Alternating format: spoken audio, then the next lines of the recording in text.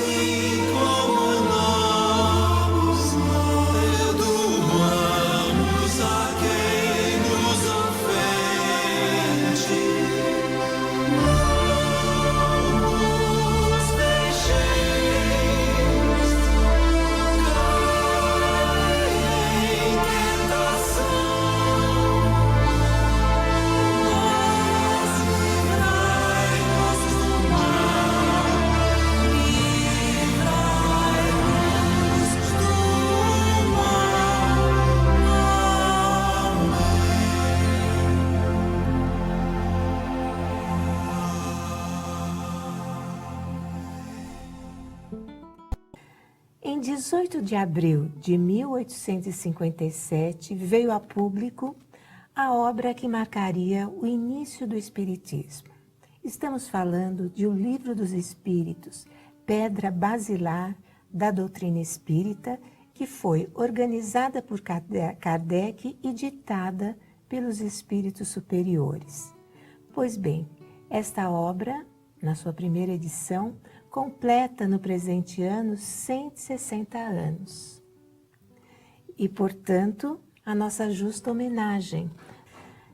Trata-se de um trabalho minucioso desenvolvido ao longo de 20 meses por Kardec com a colaboração de médiuns, como é o caso das adolescentes da família Bodin. Através desses médiuns eram obtidas as respostas aos questionamentos que Kardec fazia aos espíritos. Essas respostas eram, então, revistas, analisadas e comparadas com outras mensagens. Assim é que a primeira edição, essa de 1857, saiu com 501 perguntas e respostas, devidamente respondidas pelos espíritos superiores sob a égide do Espírito da Verdade. O inusitado do seu conteúdo logo despertou polêmicas e protestos, por parte principalmente do clero e de alguns cientistas mais céticos. Kardec, porém, não esmoreceu. Ele continuou o seu trabalho porque não poderia realmente parar diante de tantas e novas revelações e decidiu revisar e ampliar esse trabalho. Assim é que em 1860 ele publica a segunda edição de O Livro dos Espíritos, agora com 1019 questões. E esse é o formato definitivo desse livro. No programa de hoje nós vamos focar a nossa atenção principalmente na primeira e segunda partes desse livro. Isso, nós vamos traçar pelo menos inicialmente um histórico geral, não é? E alguns comentários feitos pelo filósofo professor José Herculano Pires, para que nós possamos entender por que o Espiritismo, por que o Livro dos Espíritos é o livro basilar da filosofia espírita, né? E para que nós possamos entender que esse livro é o mais importante de toda a série de 5 livros que foram escritos posteriormente a este, não é? Então, muitas vezes, Márcia, alguns centros espíritas atribuem, algumas pessoas do movimento espírita atribuem maior importância ao desenvolvimento mediúnico, à mediunidade como um fenômeno espetacular. Na verdade, o mais importante para nós espíritas e para o espiritismo, para a doutrina espírita, é a filosofia, é a sua filosofia, não é? Porque o fenômeno chamou a atenção num primeiro momento, né? Mas o fenômeno precisava de uma explicação lógica e racional. Essa explicação lógica e racional está no Livro dos Espíritos, né? Outros atribuem a religiosidade ou a religião espírita, como muitos dizem, o fator mais importante. Na verdade, se não há um escopo fundamental na filosofia espírita, nós não temos o porquê termos uma fé racional. Então, o Livro dos Espíritos, como filosofia espiritualista, como filosofia apoiada nos ensinos dos espíritos superiores, nos traz a compreensão do fenômeno, né? Saber como tratá-lo de uma forma lógica, racional, sem misticismos, e principalmente o lado de desenvolvimento da nossa religiosidade, né? Da nossa espiritualidade, através do Evangelho segundo o Espiritismo. Então, essas 4 obras que derivam depois do Livro dos Espíritos, que é o livro basilar, vai fazer com que nós entendamos o porquê da vida, por que nós estamos aqui, de onde viemos, para onde vamos, por que o mundo é do jeito que é, por que nós estamos vivendo esse atual momento, né? Que contexto que o Brasil tem entre as nações, que contexto que as nações têm no mundo e o nosso papel, principalmente o nosso papel, né?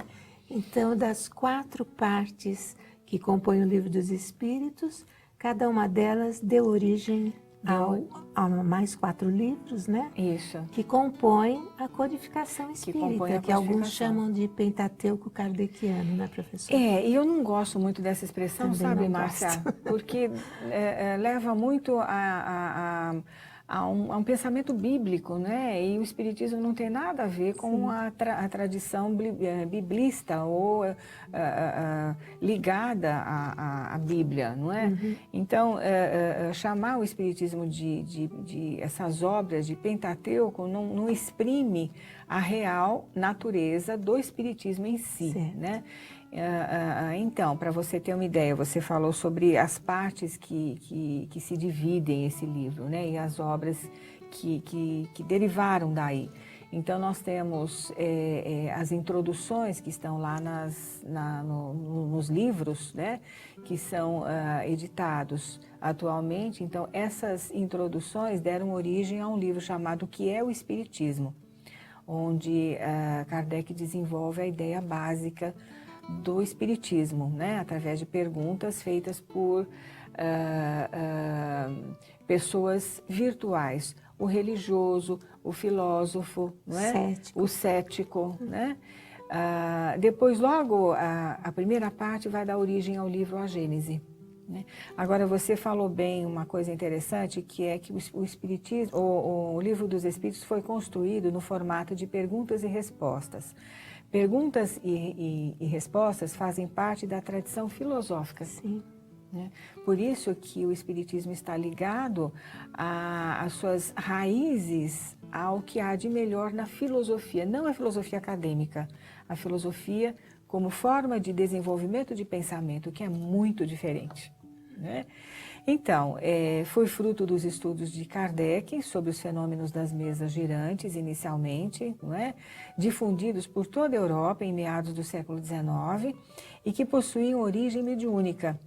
Foi o primeiro de uma série de 5 livros editados, portanto, pelo pedagogo, não filósofo, pedagogo Allan Kardec, seguido de O Livro dos Médiuns, O Evangelho segundo o Espiritismo, O Céu e o Inferno, a Gênese e os seus escritos publicados póstumamente, que levou o nome de Obras Póstumas. Os livros O que é o Espiritismo, Viagem Espírita em 1862, compõem um acervo de reflexões de Allan Kardec, que são livros monumentais também para nós. As médiuns que serviram a esse trabalho foram inicialmente as jovens Caroline e Julie Baudin, respectivamente com 16 e 14 anos de idade, às quais mais tarde se juntou Céline Jaffé, com 18 anos. E Hermance Dufault, com 14 anos na época, trabalhou na segunda edição de 1860 com Kardec e com auxílio também dos espíritos superiores, principalmente a pessoa de São Luís, que foi o patrono da Sociedade Parisiense de Estudos Espíritas, além de outros espíritos elencados logo ali na introdução do Livro dos Espíritos. E também muitos médiuns, né? 15 no mínimo, para essa segunda edição. Isso posteriormente, Isso. né? Já no processo de revisão desse livro, portanto, a Hermance Dufault, após o primeiro esboço, o método das perguntas e respostas foi submetido à comparação com comunicações obtidas por outros médiuns franceses, num total de mais de 10 nas palavras de Kardec, cujos textos psicografados contribuíram para a estruturação do texto, conforme você muito bem disse. Segundo Canuto Abreu, na página 7ª do seu livro, O Primeiro Livro dos Espíritos, a segunda edição francesa foi lançada em 18 de março de 1860, tendo o Livro dos Espíritos naquela reimpressão sido revisto quase como trabalho novo, embora os princípios não hajam sofrido nenhuma alteração, segundo as palavras dele, salvo o pequeníssimo número de exceções, que são antes complementos e esclarecimentos que verdadeiras modificações. Para esta revisão, Kardec manteve contato com grupos espíritas de cerca de 15 países da Europa e das Américas. Nesta segunda edição é que aparecem as 1019 perguntas e respostas, sendo que algumas edições trazem 1018, né? Acréscimo para 1019, que segundo a FEB, Federação Espírita Brasileira, foi devido ao codificador não ter numerado a pergunta imediatamente após a 1010, aquela que seria a 1011. Em algumas obras aparece com 1010 pulou para 1012, né? É. Uhum. Então, assim sendo, o livro seria na prática, ou teria na prática, 1019 e não 1018 perguntas. Isso é só para que a gente tenha um pouquinho mais de conhecimento didático da construção dessa obra. Ou seja, a mudança que houve da primeira edição para a segunda foi mais estrutural, Isso. porque os conceitos não se modificaram, na verdade? Não. Que as verdades são únicas e eternas. E foram né? ampliadas, né? Foram ampliadas. Ele Isso colocou é mais importante. notas explicativas e separou assim metodicamente, logicamente, melhor as matérias. Exato. Em 1957, Márcia e telespectadores e internautas, quando se comemorou 100 anos do Livro dos Espíritos, foi escrito um livro pela editora de Canuto Abreu, onde ele trouxe a versão de 501 perguntas em páginas em português à esquerda e francês à direita, né? E é onde ele traz todas essas explicações, né? E em 1957 também nós temos um arrazoado que foi escrito pelo professor Herculano Pires, muito interessante, muito importante, é um substrato de uma introdução de uma edição da LAC do Livro dos Espíritos, de 57, que nós vamos trazer aqui oportunamente. Bem, mas agora nós temos que ir para o nosso intervalo e voltaremos em seguida para continuar com esse assunto bastante importante. Até já. Pais e familiares. Deus colocou o filho sob a tutela dos pais, a fim de que estes o dirijam pela senda do bem. O Livro dos Espíritos, questão 582. Levem seus filhos à evangelização espírita. Participem das atividades e estudos oferecidos por sua casa espírita.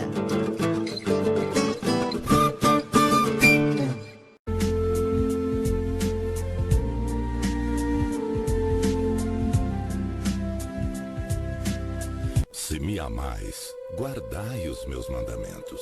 E eu rogarei ao Pai, e ele vos dará outro Consolador, para que fique convosco para sempre.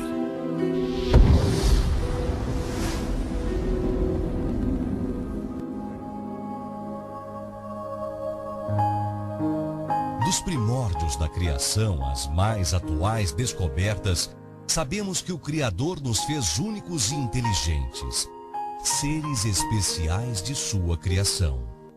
Mas para viver nesse mundo que ora desperta, será preciso mudar radicalmente nossas atitudes, nosso modo de pensar, vivenciar e agir. Será preciso sentir com a alma e o coração, superar a razão. É hora de refletir sobre a promessa de Cristo, confirmada com a vinda do Espírito da Verdade, que ganhou forma, chegou aos olhos e ouvidos do mundo por meio da doutrina espírita, codificada por um francês chamado Allan Kardec. Nascido em Lyon em 1804, Kardec, antes de se tornar o codificador do Espiritismo, exerceu durante 30 anos a missão de educador quando publicou diversas obras didáticas. Mas foi só em 1855 que o professor presenciou pela primeira vez os fenômenos das mesas girantes. Compreendendo a seriedade do assunto, passou a frequentar as reuniões semanais onde o fenômeno acontecia, iniciando um estudo com critério científico e aplicando o método experimental por meio da mediunidade das irmãs Baudin. O resultado do esforço foi a publicação do Livro dos Espíritos em 1857.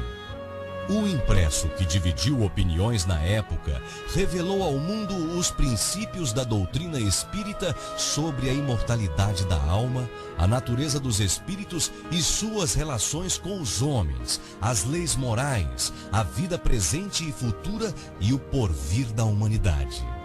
O poder de ter acesso a algo tão polêmico foi uma missão de escolhas e perigos, como revelou o Espírito da Verdade ao codificador.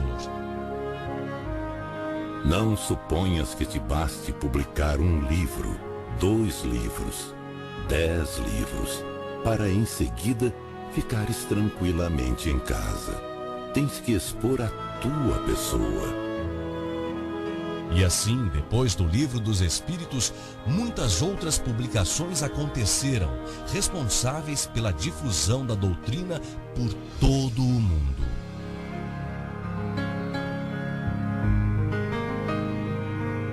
No Brasil, o primeiro centro espírita foi fundado em Salvador, na Bahia, em 1865, por Luiz Olímpio Teles de Menezes. Depois disso, vários nomes contribuíram para o crescimento da doutrina espírita brasileira.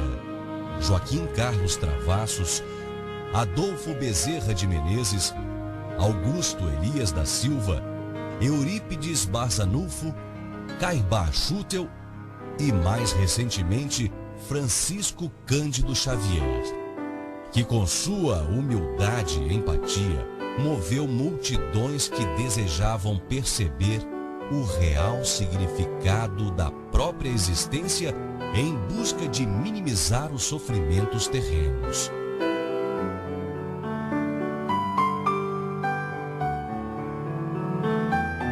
Nos dias de hoje, outra pessoa marcante vem contribuindo para disseminar os ensinamentos da doutrina espírita no Brasil e no mundo. Divaldo Pereira Franco, com trabalho dedicado e comprometido com Jesus e a causa. Amarás teu próximo como a ti mesmo. Mas como colocar isso em prática? Pare por um instante e volte o seu olhar para dentro de si mesmo e se pergunte: o que realmente eu tenho feito para ser melhor? Esse mundo em que vivemos tem várias faces, rostos, credos, costumes, mas o sentimento de amor é um só. É esse sentimento que irá nos mostrar o caminho seguro para uma sociedade mais justa, mais humana. Neste ano de comemoração dos 150 anos da doutrina espírita, convidamos a todos para viver a vida com amor. Valorizar as coisas mais simples e singelas, onde está escondida toda a essência do universo. Acordemos toda a força adormecida dentro dos nossos corações e mentes e assumamos, com amor, o papel principal nesta maravilhosa peça a ser encenada, chamada vida.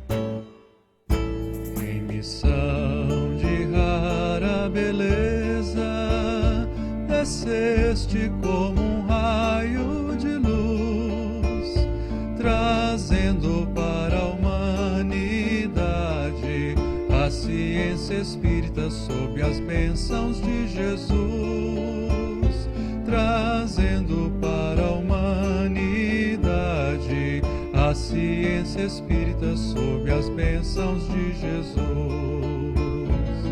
Depois que aqui chegaste, deste força e luz ao cristianismo, irradiando em toda a terra a força vital do espiritismo, irradiando em toda a terra a força vital do espiritismo. Caminhemos destemidos, unidos pela fé, convictos da sabedoria contida nas páginas do livro dos Espíritos, da sabedoria contida nas páginas do livro dos Espíritos.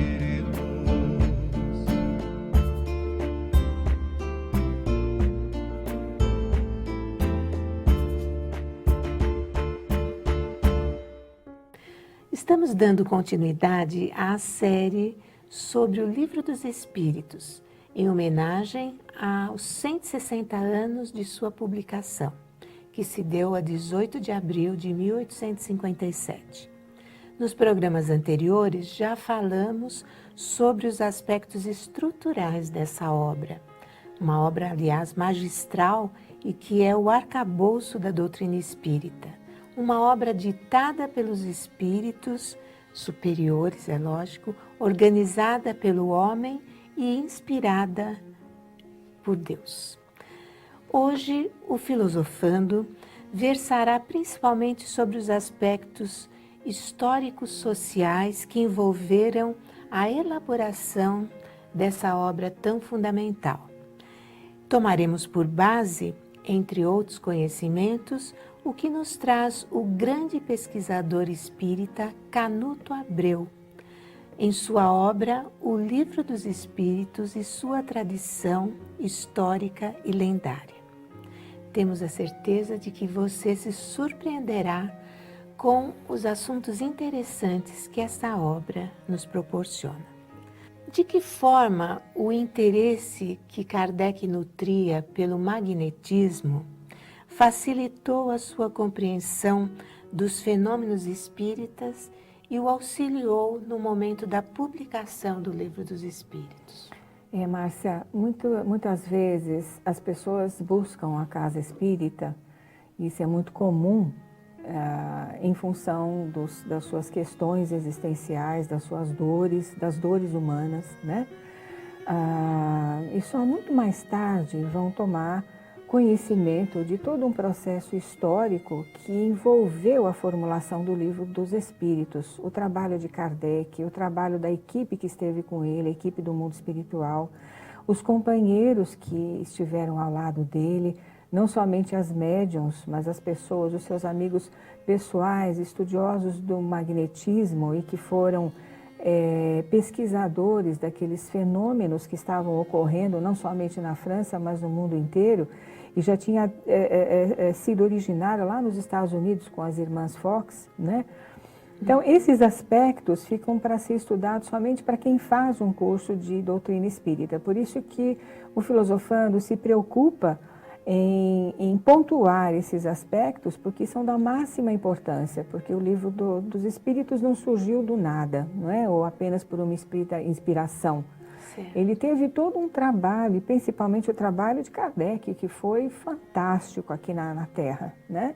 O Canuto Abreu, nessa obra, ele foi muito feliz, porque ele descreve em detalhes todo esse trabalho, toda essa atividade envolvendo também a esposa de Kardec, a sua família, né? Todos eles estavam imbuídos da responsabilidade missionária, que é algo que infelizmente hoje se perdeu um pouco. Quando nós nos despedimos do Chico Xavier, aquele espírito de messianato que pairava por sobre aquelas pessoas que divulgavam o espiritismo, parece que se perdeu um pouco ao longo do tempo, né? Ainda existe alguma coisa através da presença do Divaldo Franco, por exemplo, que é outro espírito que está aqui em missão, né? Sim. Mas, infelizmente, quando essas pessoas partem para o mundo espiritual, esse espírito também se perde, que é algo que não deveria acontecer, porque o espiritismo é uma missão divina, né, para todos aqueles que se lhe agregarem. Então, eu vou fazer um pequeno passeio histórico nas origens do Livro dos Espíritos para que nós possamos entender. Eu quero lembrar mais uma vez a questão 628 do Livro dos Espíritos, numa questão que Kardec formulou referente à verdade. Por que ela não esteve sempre ao alcance de todos?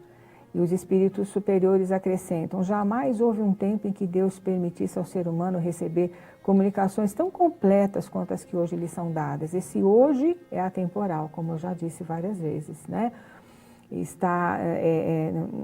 Tudo que envolve o espiritismo é atemporal, né? Porque o tempo faz parte da nossa natureza de seres humanos, o plano de provas e expiações.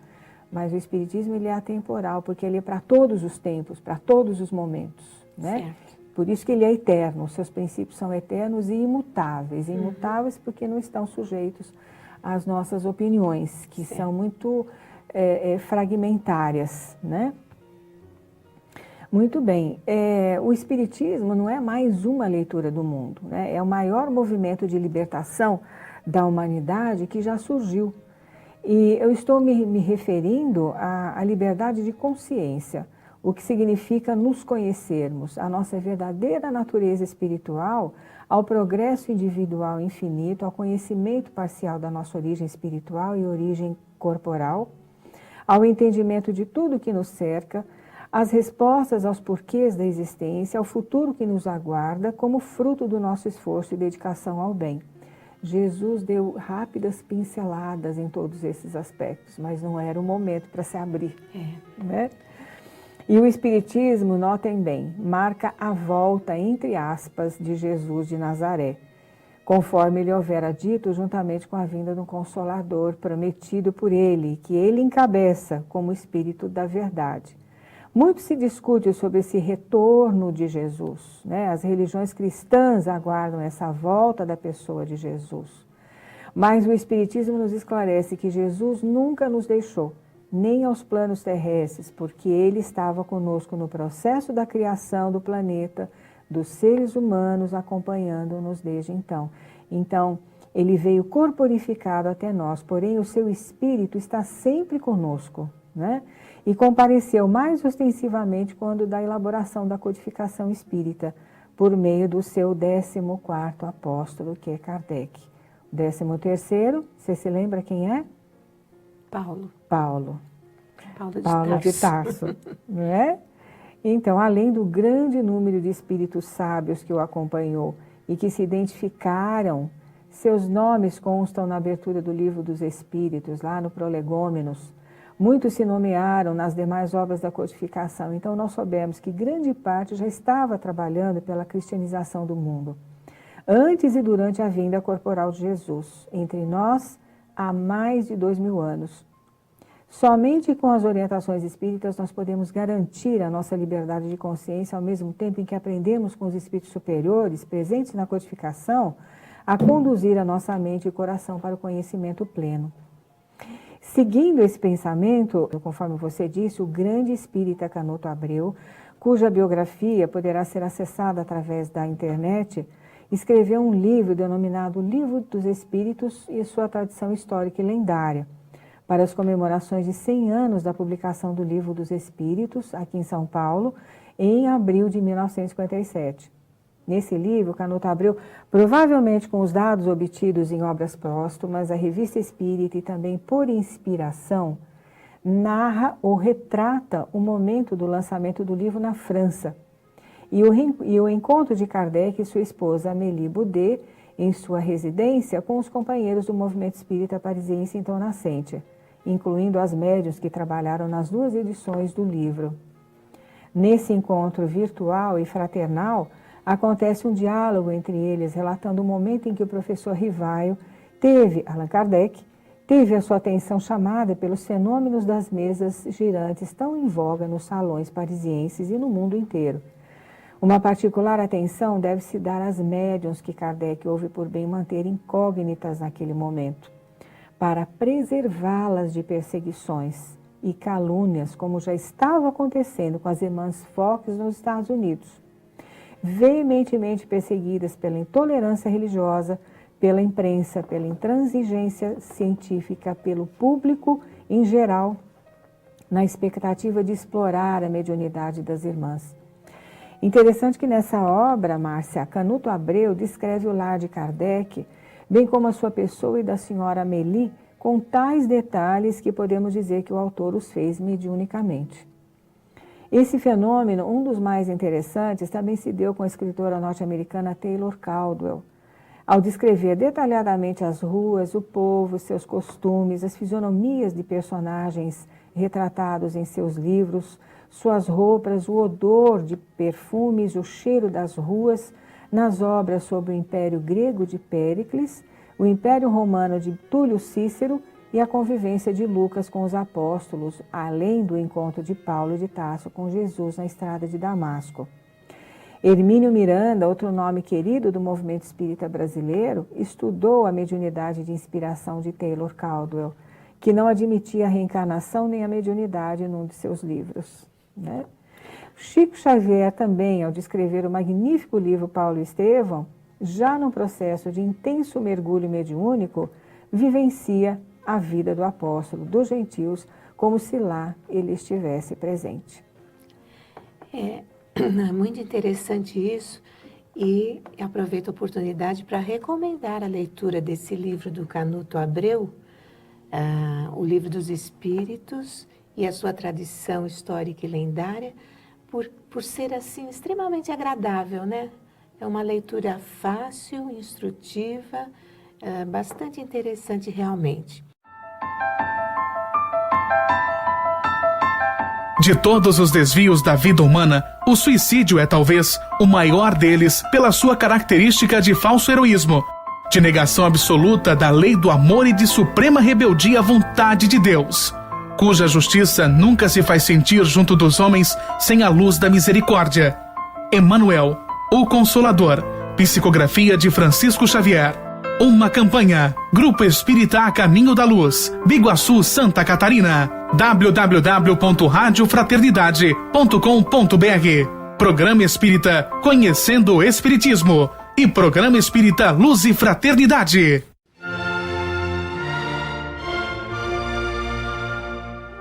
Jesus, modelo e guia.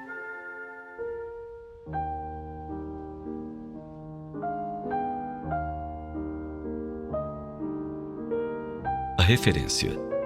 Todos precisamos de referências para saber como agir.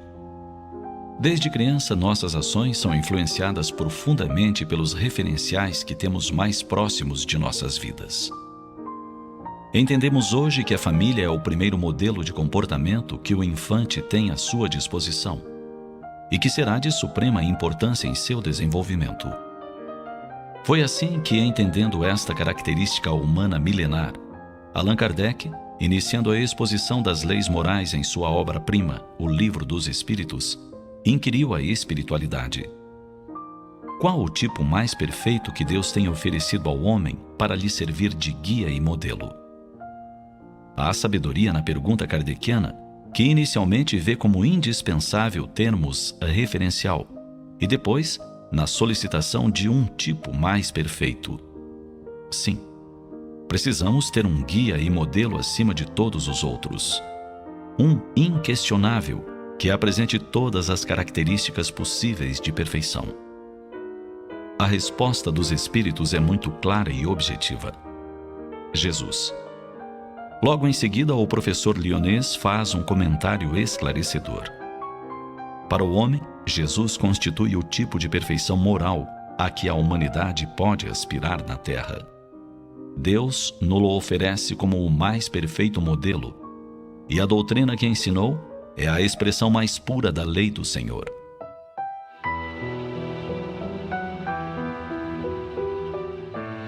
Aí está Kardec ressaltando uma vez mais a ideia de modelo e guia proposta por ele mesmo no questionamento inicial. Faz-se mister que diferenciemos didaticamente estas duas características desse mestre maior, para que nos aprofundemos mais nas reflexões. O que podemos entender por modelo? Modelo seria uma forma típica para se reproduzir ou imitar. Para os pintores, escultores, o modelo é a figura a ser copiada ou a referência única de inspiração para se compor uma obra. No mundo da moda, os modelos são padrões de beleza ditados por esta ou aquela corrente, neste ou naquele momento da história. Entender Jesus como modelo é perceber em seus atos, em suas atitudes, na maneira como procedeu nesta ou naquela situação, uma referência atemporal a ser imitada. Quando o mestre proclama heróico, tomai sobre vós o meu jugo e aprendei comigo que sou manso e humilde de coração, ele nos diz: percebam minha mansidão ao enfrentar as adversidades da vida. Mirem-se na minha humildade, virtude que já tenho conquistada, para que vocês construam a sua. Em outra feita, quando nos momentos finais de sua vida na terra, pede ao Pai Maior que compreenda os que o estavam assassinando. Ele exemplifica o perdão incondicional. Nas entrelinhas poderíamos ler: inspirem-se no meu exemplo. Estou compreendendo, perdoando aqueles que me matam. Façam o mesmo.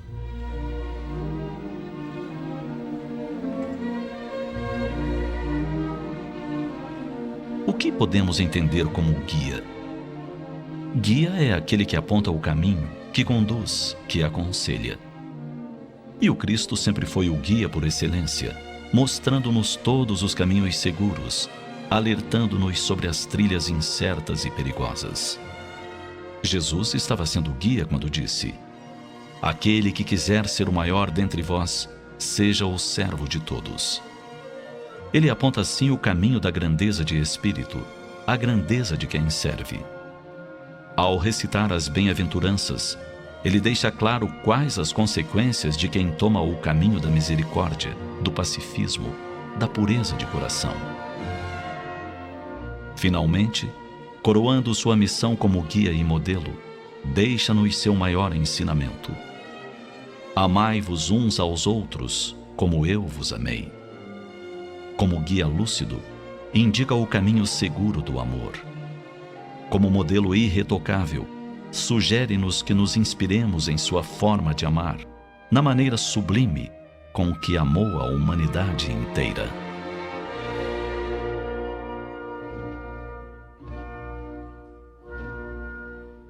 Retornamos com hoje está dando prosseguimento à série sobre o Livro dos Espíritos.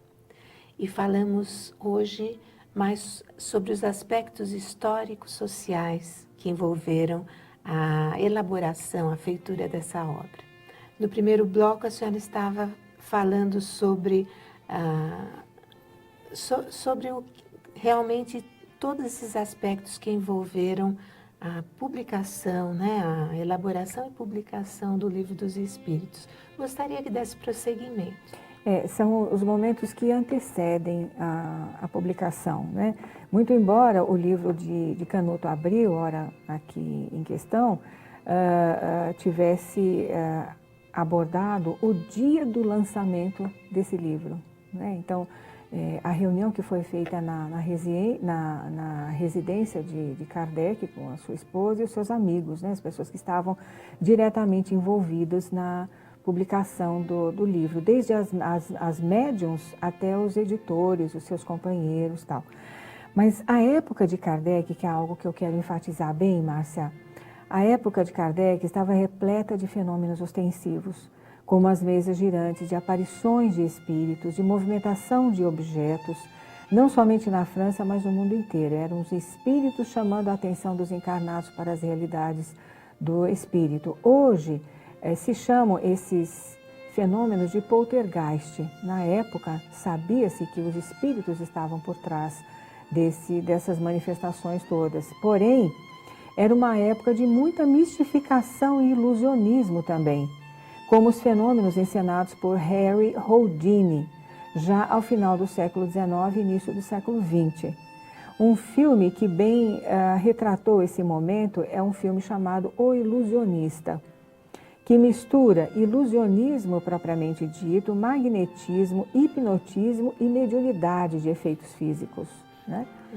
Desnecessário dizer da importância de Allan Kardec, nobre espírito reencarnado na Terra, depois de cumprir vitoriosamente 2 das suas reencarnações reveladas a nós, como sacerdote druida da época de Júlio César e como sacerdote tcheco Jan Hus, sacrificado à insânia da Igreja Católica do século XIV. Necessário dizer que muito se especula hoje sobre outras reencarnações de Kardec.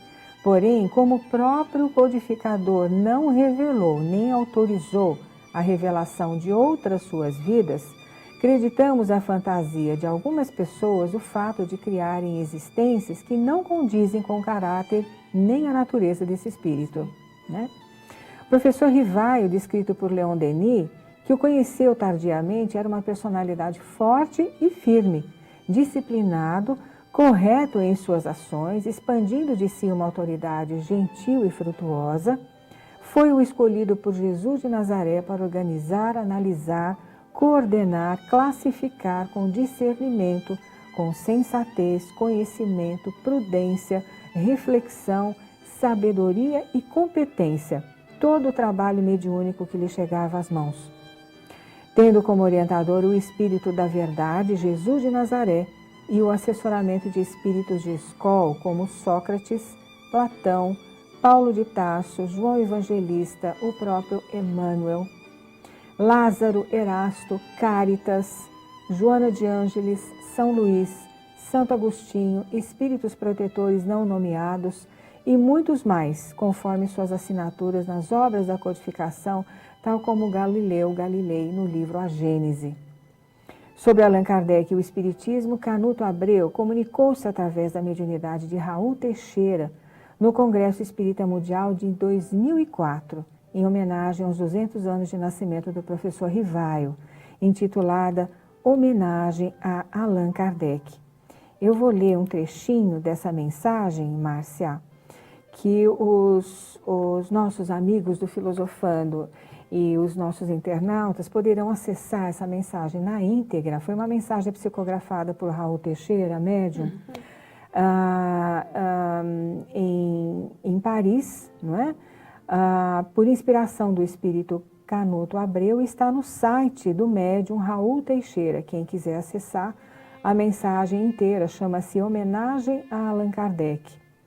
Ele diz, eu vou destacar só alguns trechos porque a mensagem é muito longa. Allan Kardec, Este nome é um marco de um tempo novo.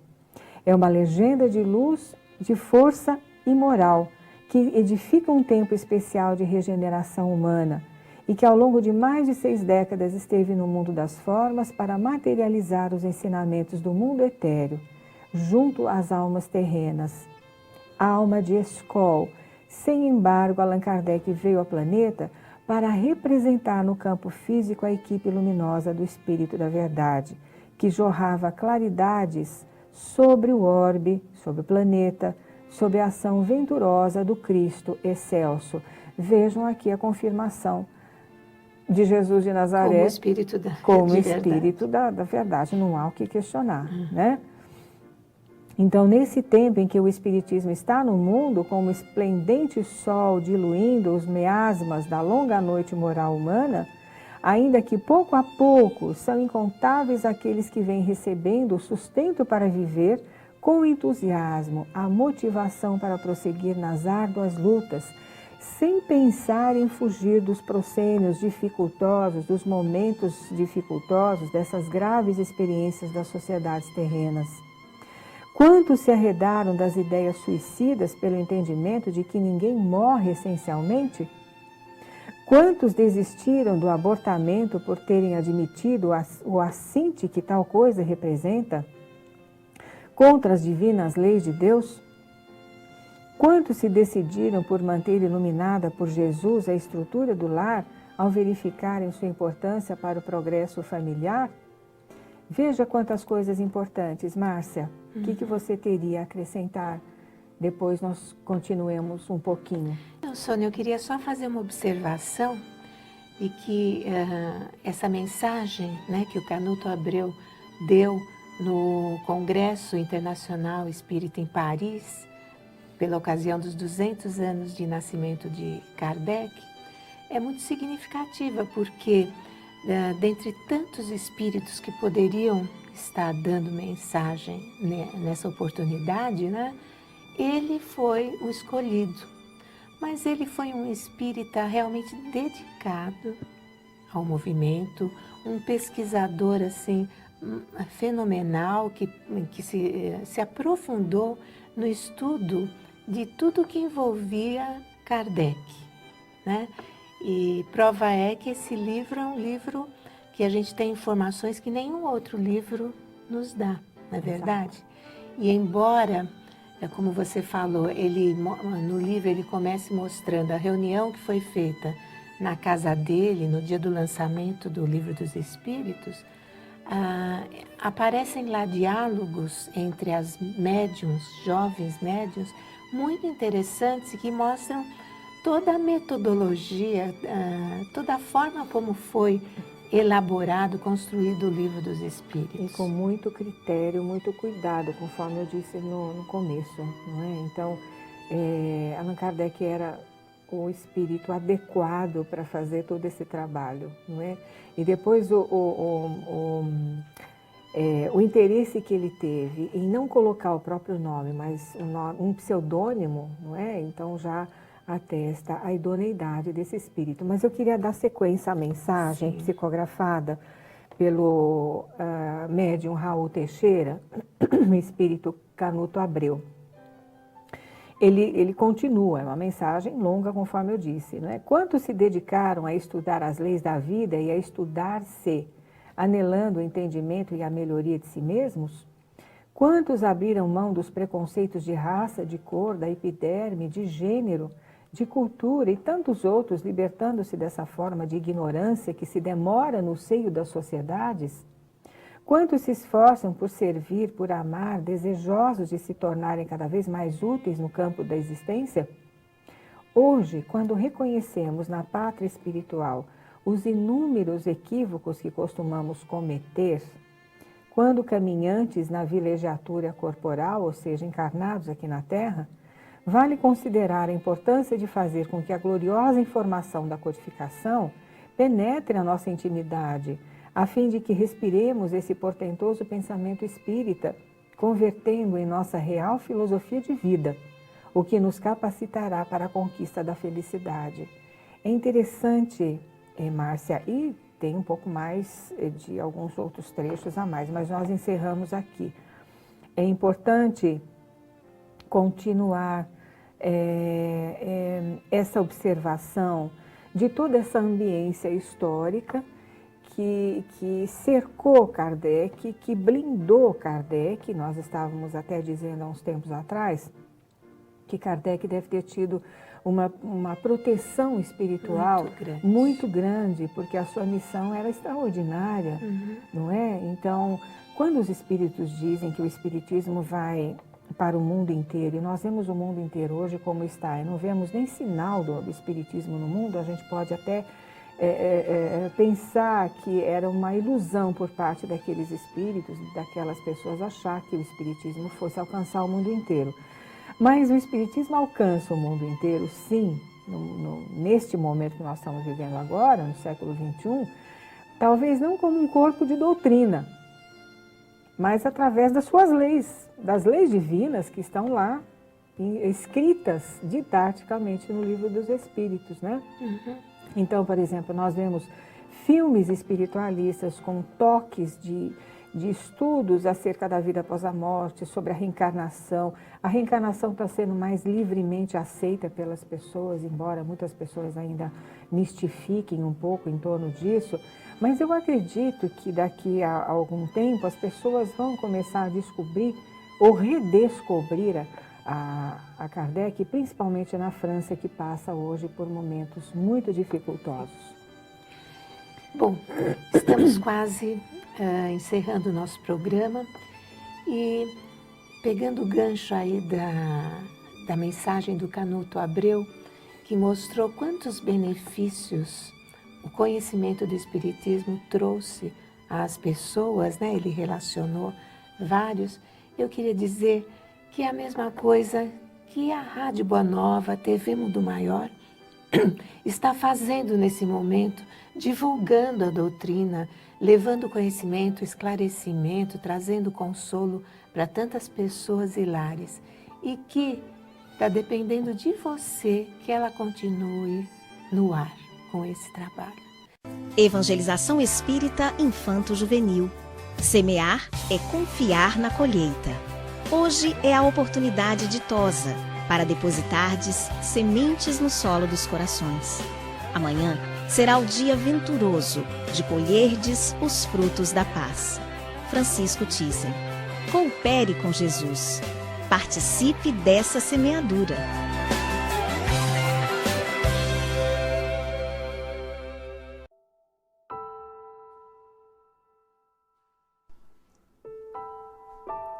Livro Sentinelas da Alma, Espírito Meimei, Francisco Cândido Xavier. Capítulo 26. Oração do Médium. Senhor Jesus, deste-me na mediunidade o arado de luz com que me cabe cultivar o campo da própria alma. Auxilia-me a perceber que a colheita dos valores espirituais de que necessito dependerá sempre da plantação que eu fizer. E ajuda-me a observar que a erva daninha que porventura me prejudique as leiras de ação surgirá como sendo resultado do repouso indébito a que me dedique.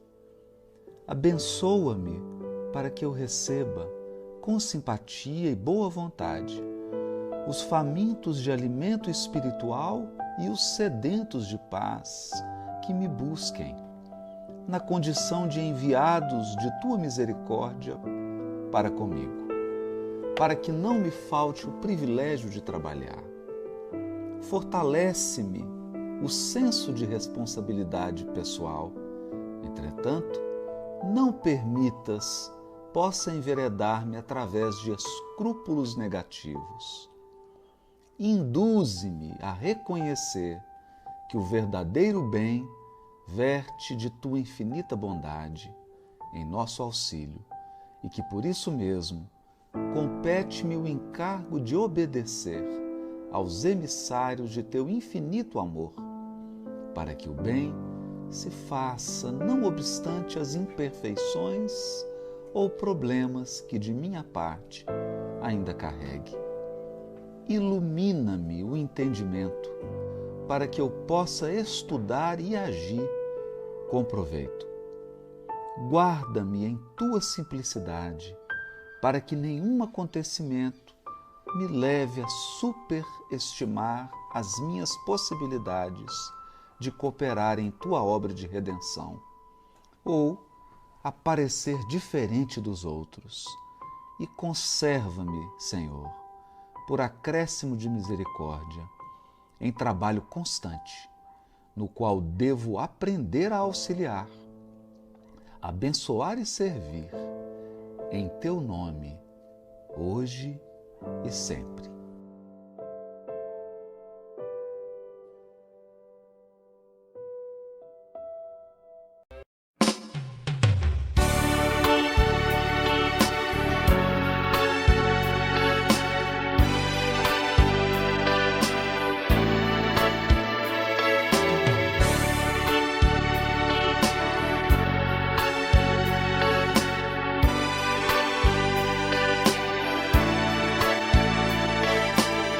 Louvado seja, Senhor,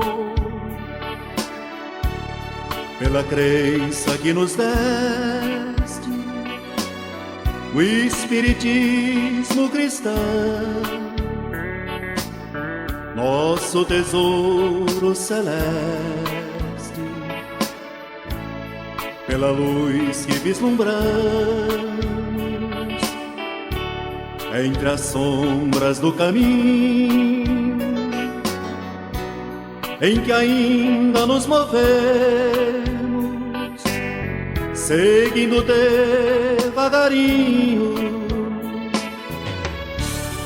pela paz que já sentimos no fragor da imensa luta, que em verdade, mestre amado, ninguém no mundo desfruta por este instante sublime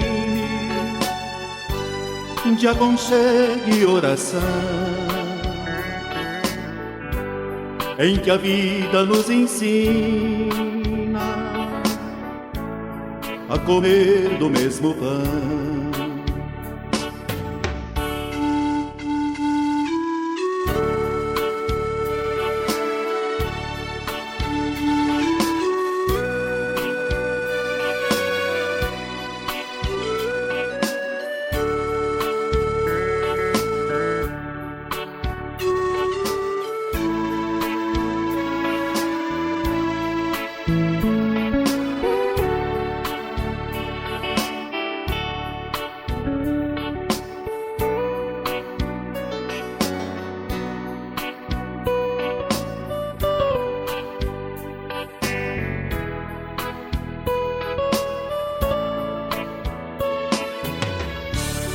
Pela paz que já sentimos no fragor da imensa luta, que em verdade, mestre amado, ninguém no mundo desfruta por este instante sublime de aconchego e oração, em que a vida nos ensina a comer do mesmo pão. Pelas flores no jardim, pelo sol sobre o telheiro e a orquestra dos passarinhos cantando no abacateiro, e por tudo que nos dás, em nome do excelso amor, eis que ainda te pedimos, Louvado seja, Senhor, pela paz que já sentimos no fragor da imensa luta, que em verdade, mestre amado, ninguém no mundo desfruta. Por este instante sublime de aconchego e oração, em que a vida nos ensina a comer do mesmo pão, em que a vida nos ensina a comer do mesmo pão.